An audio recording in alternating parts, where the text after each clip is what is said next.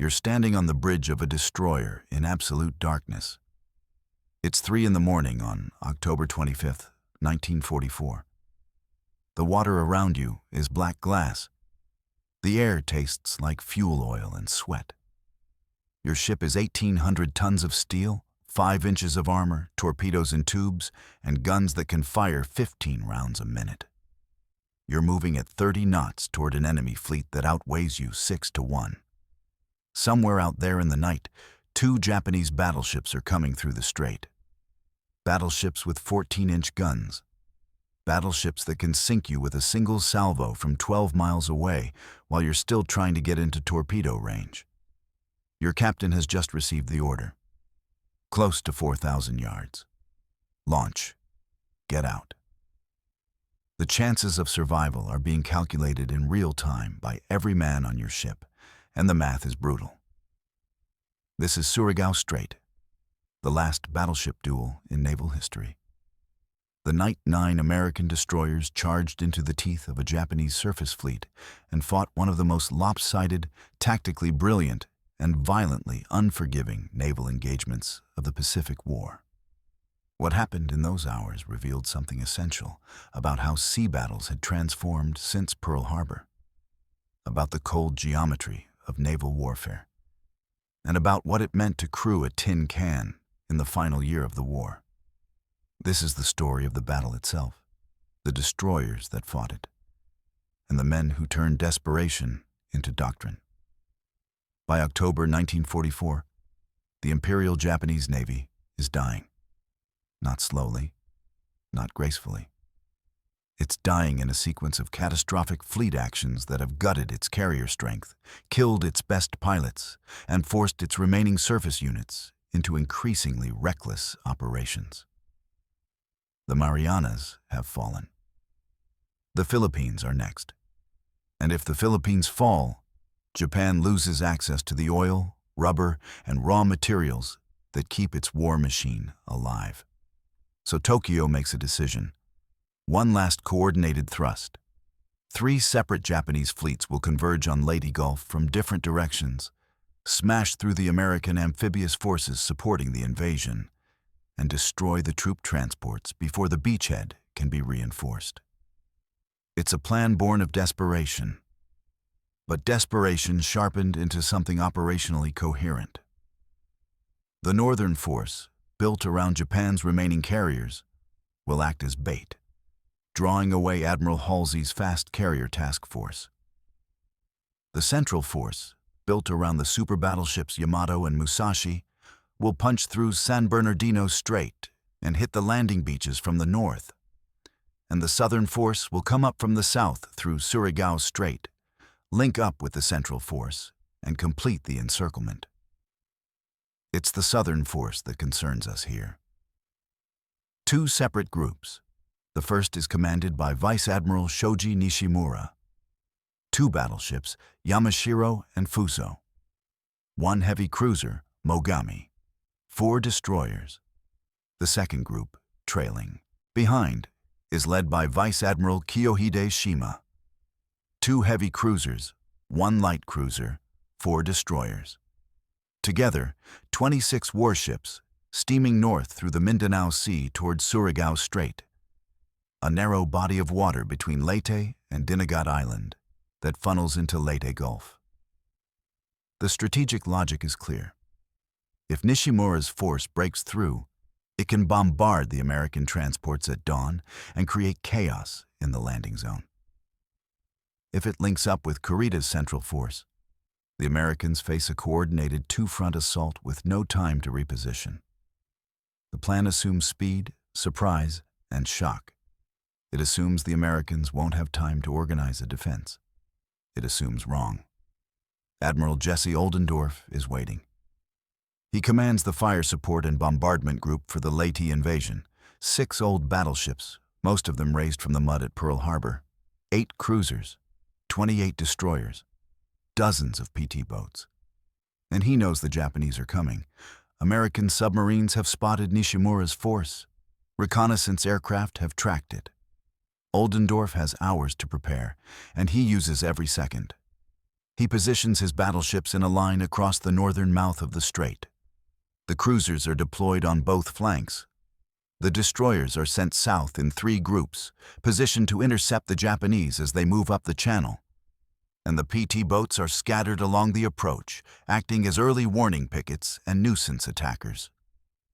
It's a textbook defensive setup. The Japanese will have to run a gauntlet of torpedoes, gunfire, and concentrated firepower, while moving through a narrow, predictable corridor with no room to maneuver. It's a trap, a killing box, and the Japanese sail straight into it. Nishimura's force enters Surigao Strait just after midnight. The ships are in column formation. Yamashiro leads. Fuso follows. Mogami and the 4 destroyers trail behind. They're moving at 20 knots, confident, committed. Nishimura has received reports of American PT boats in the area, but he dismisses them. PT boats are mosquitoes.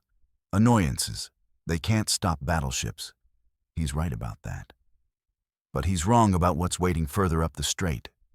The PT boats hit first. 39 small, fast patrol boats armed with torpedoes and machine guns, charging out of the darkness in groups of 3 or 4, engines screaming, launching torpedoes at ranges so close the crews can see the silhouettes of the Japanese ships. Most of the torpedoes miss. A few hit but fail to detonate. The PT boats are outgunned, outmatched, and desperately brave. Several are sunk by Japanese gunfire. But they accomplish their mission. They report the Japanese position, speed, and heading. They forced Nishimura to take evasive action, breaking his formation and slowing his advance. And they wake up every American ship in the strait. Oldendorf gets the word. The Japanese are coming. Range, bearing, speed. He orders his destroyers forward. 3 destroyer squadrons. Destroyer Squadron 54 on the western side of the strait, Destroyer Squadron 24X on the eastern side, and Captain Jesse Coward's Destroyer Squadron 56 positioned further south, closer to the approaching Japanese. 9 destroyers in Coward's Squadron, Remay, McGowan, Melvin, McDermott, and Monson in the 1st Division. HMS Arunta, an Australian destroyer attached to the group.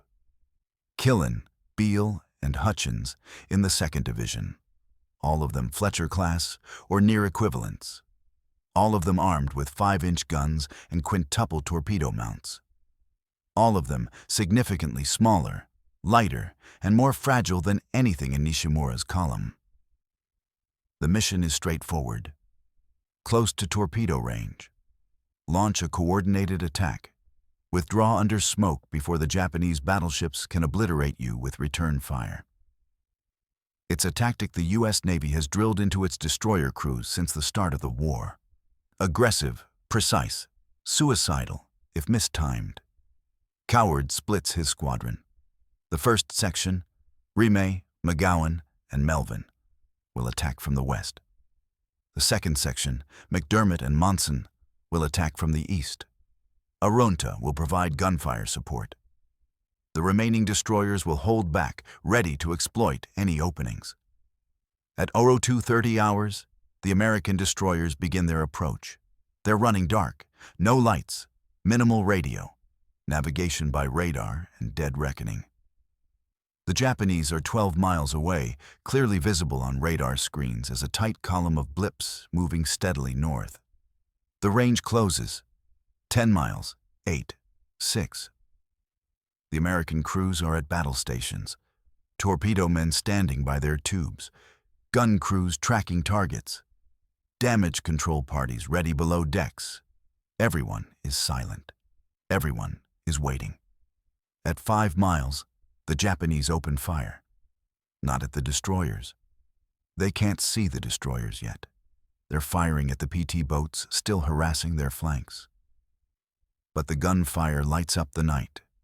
Muzzle flashes, searchlight beams.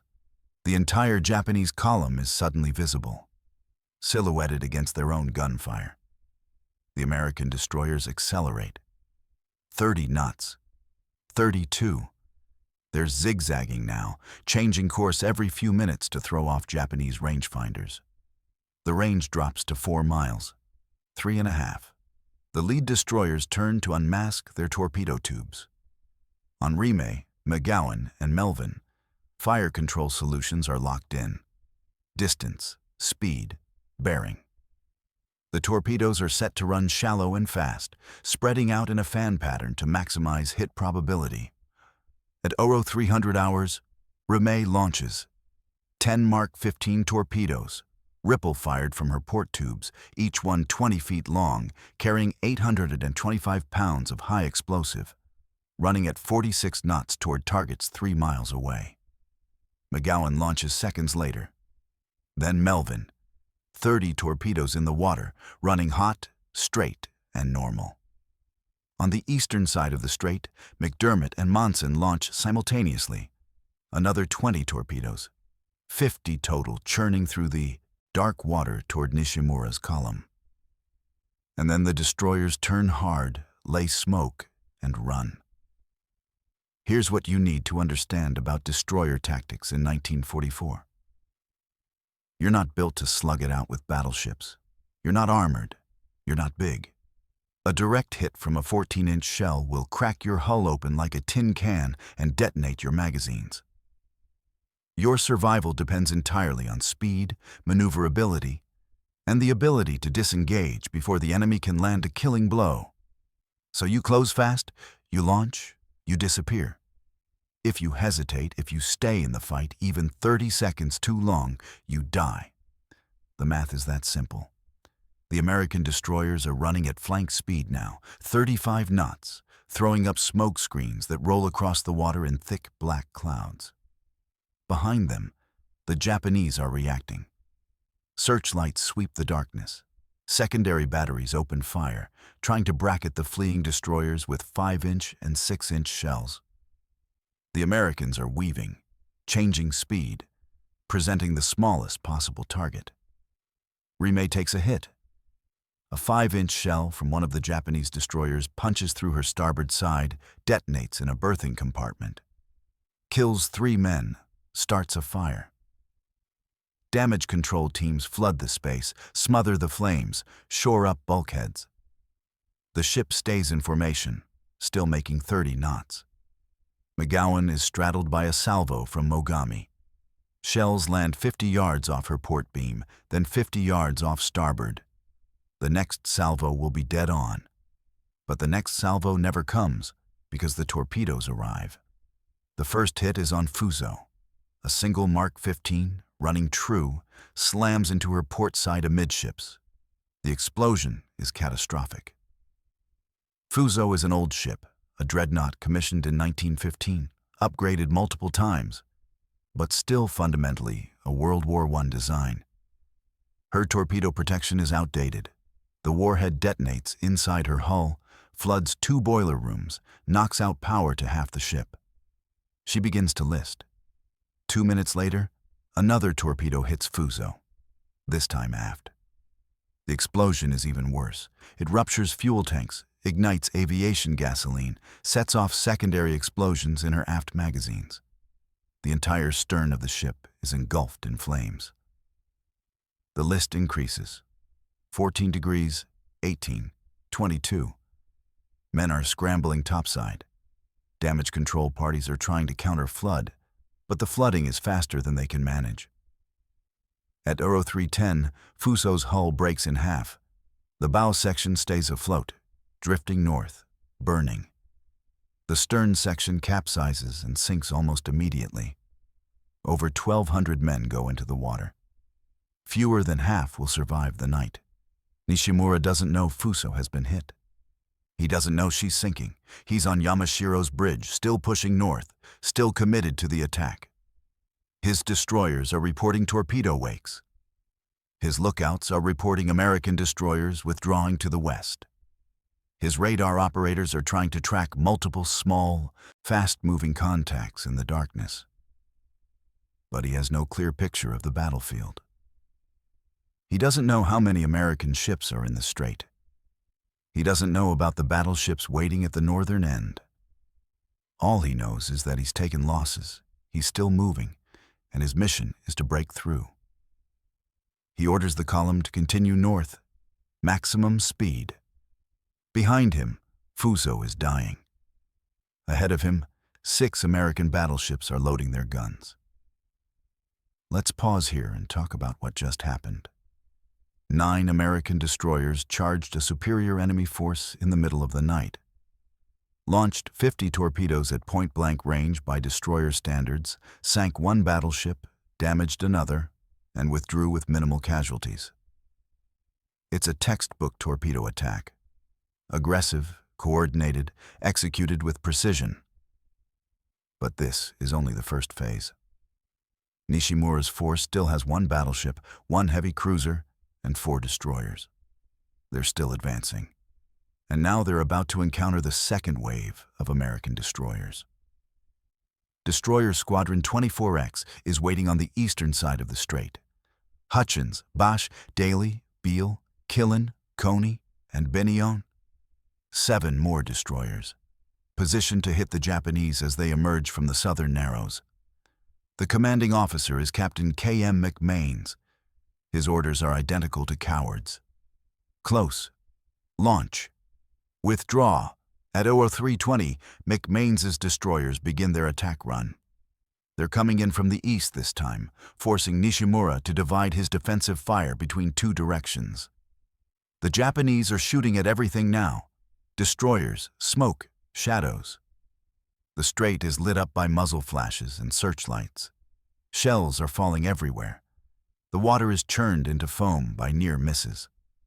Hutchins, Daly, and Bosch turn to unmask their tubes.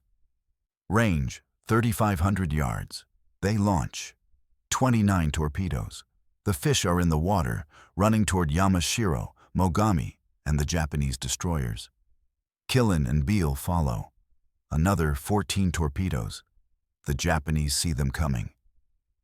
Yamashiro's captain orders emergency turns, trying to comb the wakes, presenting the narrowest possible profile. The battleship heels hard to port, then hard to starboard, zigzagging through the torpedo spread. Most of the torpedoes miss, but not all of them. At 03:25, Yamashiro is hit. 1 torpedo, port side, forward. The explosion buckles the hull plating, floods a magazine, kills 40 men instantly. The battleship shudders, slows, recovers. She's still combat effective, still dangerous, but she's hurt. One of Nishimura's destroyers, Asagumo, is hit by 2 torpedoes simultaneously. Bow and stern, the ship literally breaks apart in seconds. There are no survivors. Another destroyer, Yamagumo, takes a single hit amidships. She doesn't sink immediately, but she's dead in the water, burning, listing, abandoned by the rest of the column as Nishimura presses forward. Michishio, the 3rd destroyer, is hit once, loses steering, spins in a circle, and is left behind. In less than 10 minutes, Nishimura has lost 3 destroyers. His flagship is damaged. His formation is shattered. He has no idea where the American battleships are. And he's still heading north. On Yamashiro's bridge, there's a moment of silence. Officers are reporting damage, casualties, loss of speed. Nishimura listens. He says nothing. He knows the mission is already over. He knows he's not going to reach Leyte Gulf. He knows his ships are going to die in this strait. But he keeps moving forward, because stopping now means dying without even reaching the enemy. Forward is the only direction that makes sense. It's the logic of desperation, and it's about to collide with the most overwhelming concentration of naval firepower assembled in the Pacific War. At the northern end of Surigao Strait, Admiral Oldendorf's battleships are waiting. 6 of them. West Virginia, Maryland, Mississippi, Tennessee, California, and Pennsylvania.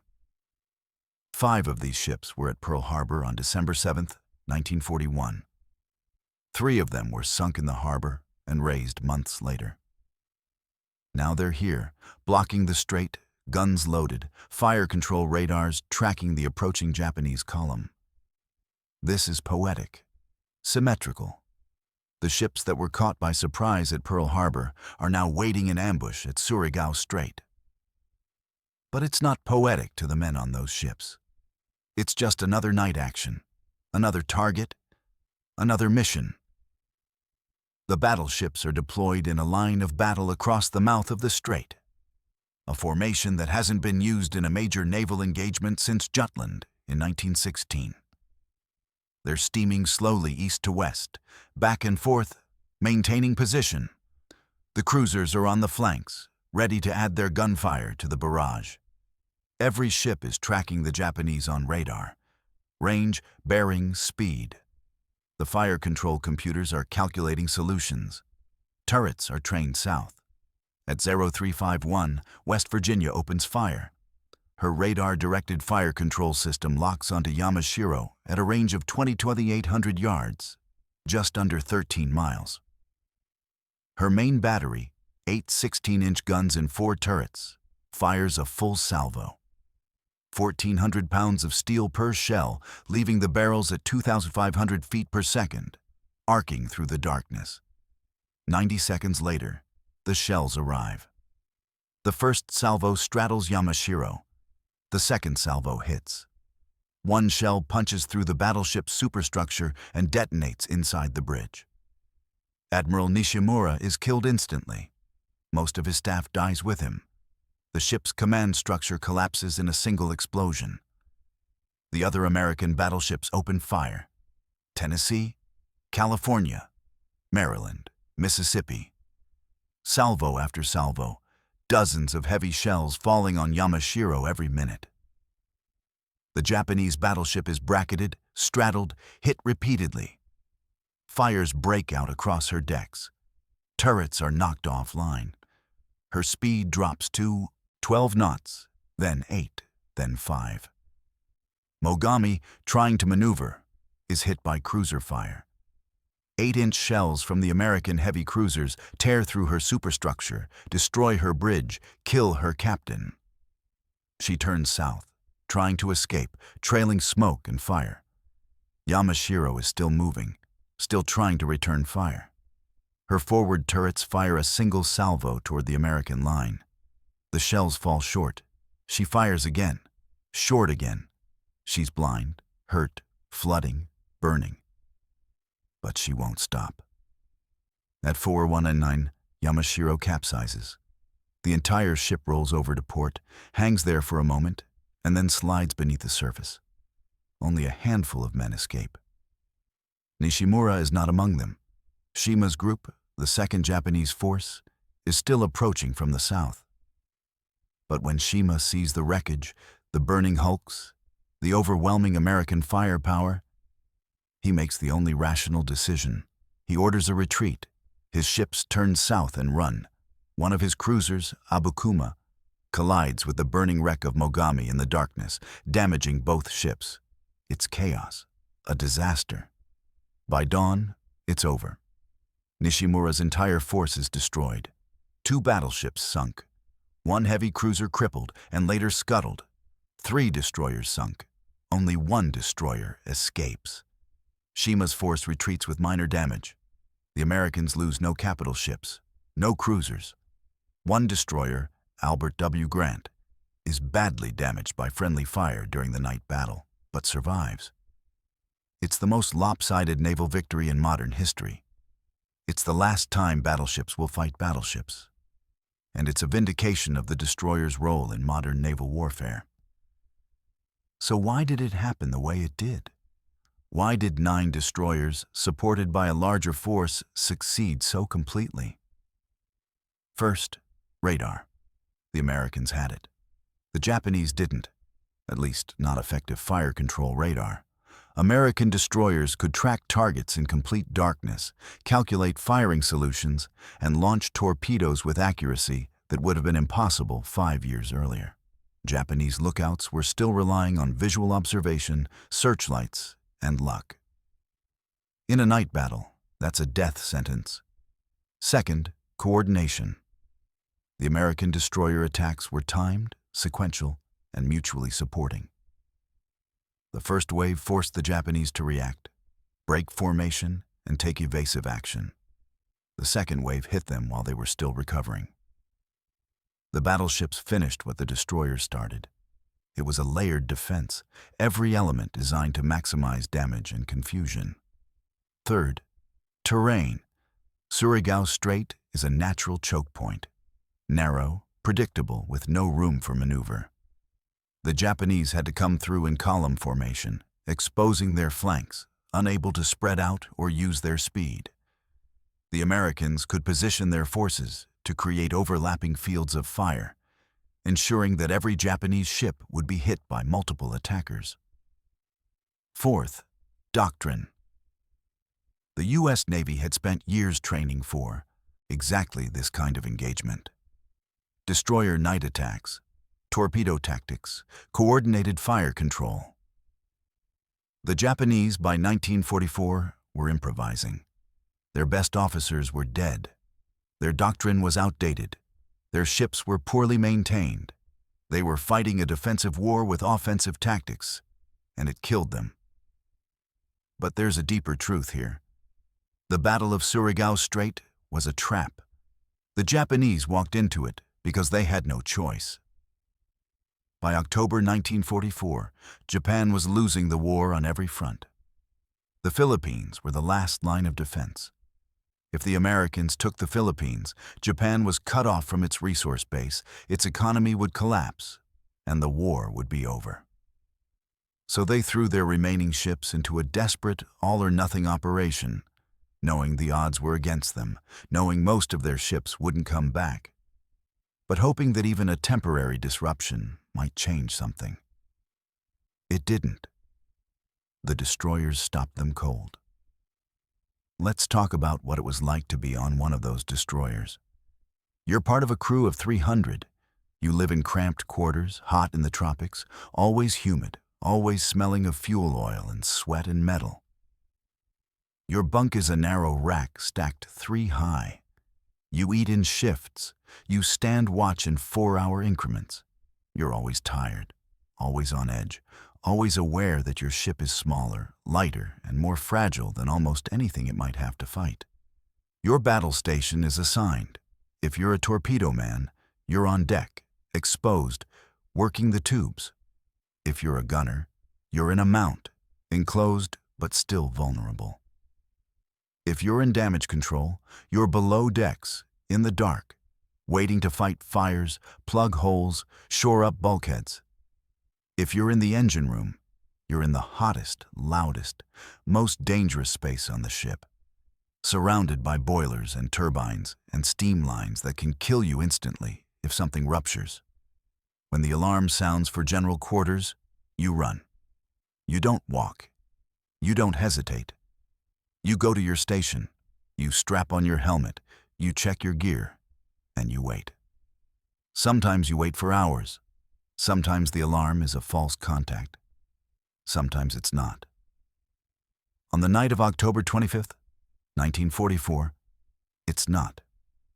You're on Remay. You've been at general quarters since midnight. You're tired. Your adrenaline spiked an hour ago and now you're running on nerves. The ship is blacked out, running dark, and you can't see anything beyond the gun mount. You hear the captain's voice over the intercom. Steady, calm, giving ranges, bearings, orders. You hear the engines change pitch. The ship accelerates. You feel the deck vibrate under your feet. And then you hear the order to launch. The torpedoes fire. You feel the thump as each one leaves the tube, the recoil transmitted through the hull. 10 thumps, 10 torpedoes. And then the ship is turning hard, throwing you against the bulkhead, and the smoke is pouring out, and you're running. You don't know if the torpedoes hit. You don't know if the mission succeeded. You just know your ship is still moving, still intact, still alive. And that's enough. The enemy is shooting at you now. You can hear the shells, not the impacts. The shells themselves, screaming overhead, passing so close you can feel the displacement in the air. One lands close. The explosion lifts the ship, slams it back down. Water geysers up, crashes over the deck. You're soaked, you're shaking, you're not hit. And then you're out of range. The shooting stops, the tension breaks, you're alive. Your ship is alive. You did your job. You go back to your station and you wait for the next order. This is what the destroyers did, over and over. Throughout the Pacific War, they screened the carriers, they escorted the convoys, they bombarded the beaches, they hunted submarines. And when the moment came, they charged battleships in the dark and won. There's something else worth understanding about the American advantage that night. It wasn't just technology or coordination. It was institutional knowledge built over 3 years of brutal Pacific warfare. The destroyer captains at Surigao Strait weren't academy graduates playing war games.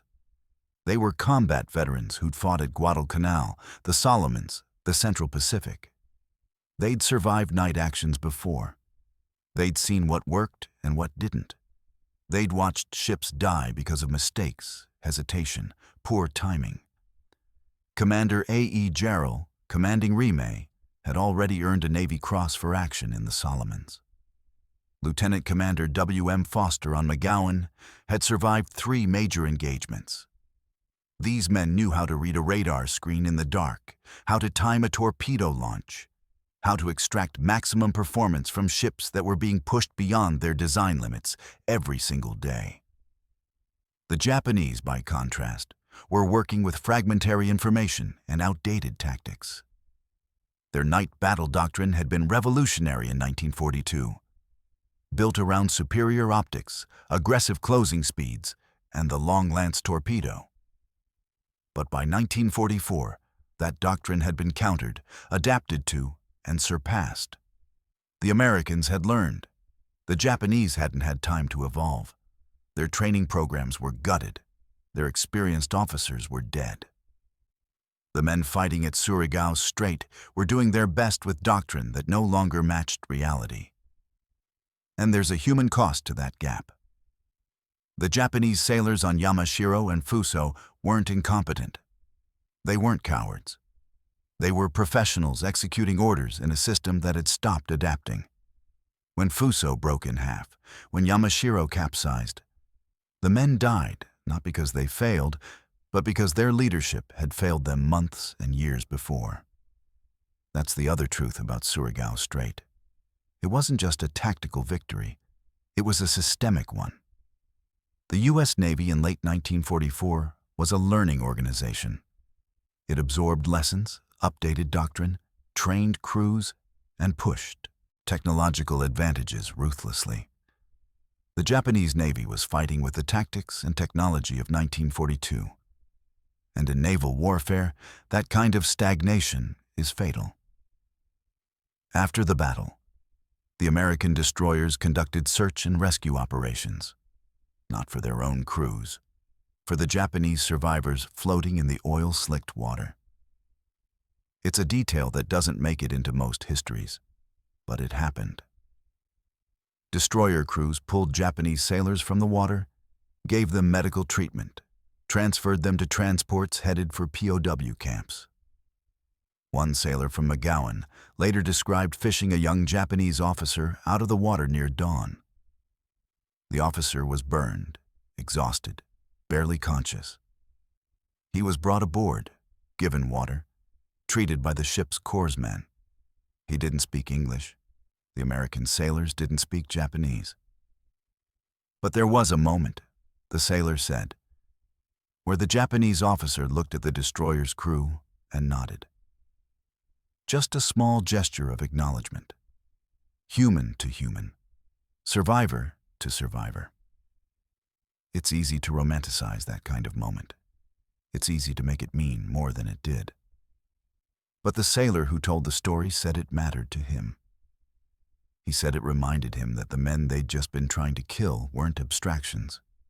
They were sailors too, doing their jobs, following orders, caught in the same machine. War doesn't stop for those moments. The destroyers resumed their stations. The battle for Leyte Gulf continued. The Japanese officer was taken below, treated, and eventually transferred. But the moment happened, and for some of the men involved, it was the thing they remembered most clearly when the war was over. The survivors of Yamashiro were picked up by American ships over the next several days. Most of them were transferred to prisoner of war camps. Some were interrogated. Some were eventually repatriated to Japan after the war. A few wrote accounts of the battle years later, describing the chaos, the confusion, the overwhelming firepower that tore their ship apart. One officer, a junior lieutenant who survived the sinking, described the final moments on the bridge. He said Admiral Nishimura stood silently as the ship took hit after hit, never giving an order to retreat, never showing fear, simply watching the battle unfold with a kind of resigned certainty. When the bridge was hit, the lieutenant was thrown clear by the blast. He came to in the water, surrounded by debris and burning oil. He swam for hours before he was picked up. He said the thing he remembered most was the silence. Once the ship went down, once the guns stopped firing, there was just the sound of the water and the distant rumble of explosions to the north. He said he knew the war was over. Not officially, not yet. But he knew Japan had lost. The American destroyers returned to their screening duties the next day. They refueled, rearmed, buried their dead, repaired their damage. Rimé's casualties were honored in a brief ceremony. The damaged compartment was patched. The ship stayed in service. Albert W. Grant, the destroyer hit by friendly fire, limped back to port. 34 men were killed, dozens more wounded. She was repaired and returned to service 2 months later. Her crew never forgot the irony. They survived a close-range night battle with Japanese battleships, only to be nearly sunk by their own side. The battle itself became a footnote in the larger story of Leyte Gulf. The main event was happening elsewhere. The Japanese Central Force was breaking through San Bernardino Strait. The Northern Carrier Force was luring Halsey away. The Battle off Samar, where a group of escort carriers and destroyers fought off the Yamato and the rest of Kurita's force, would become the more famous engagement. But Surigao Strait mattered. It closed the southern approach. It destroyed an entire Japanese task force. It confirmed that the old battleship tactics, the crossing of the T, the line of battle, still worked when combined with modern radar, modern coordination, and aggressive destroyer tactics. And it demonstrated, one final time, that the surface action at night, the gun duel in the dark, could still be decisive if executed with precision and courage. Here's the thing about destroyer crews. They knew the odds. They knew they were outgunned. They knew every mission could be the last one. But they did it anyway. Not because they were reckless, not because they didn't care, but because that was the job. That was the doctrine. That was the weapon they crewed. A destroyer in World War II was a compromise. Too small to fight capital ships on equal terms, too valuable to waste, too fast to ignore. It existed in the gap between doctrine and necessity, between what naval planners wanted and what the fleet actually needed. And the men who crewed them learned to thrive in that gap. They learned to close fast and shoot first. They learned to run when they had to. They learned to trust their captains, trust their equipment, trust the math that said a 50-knot torpedo launched at 3,000 yards had a good chance of hitting a battleship that couldn't see it coming. At Surigao Strait, the math worked. 9 American destroyers faced 26 Japanese ships and won. Not because they were bigger, not because they were tougher, but because they were faster, smarter, better coordinated, and willing to take the risk. That's the story. That's the truth. And that's what happened in the darkness off Leyte on the night of October 25th, 1944, when the last battleship duel in history ended before it really began. If this kind of untold naval history pulls you in, there's more waiting.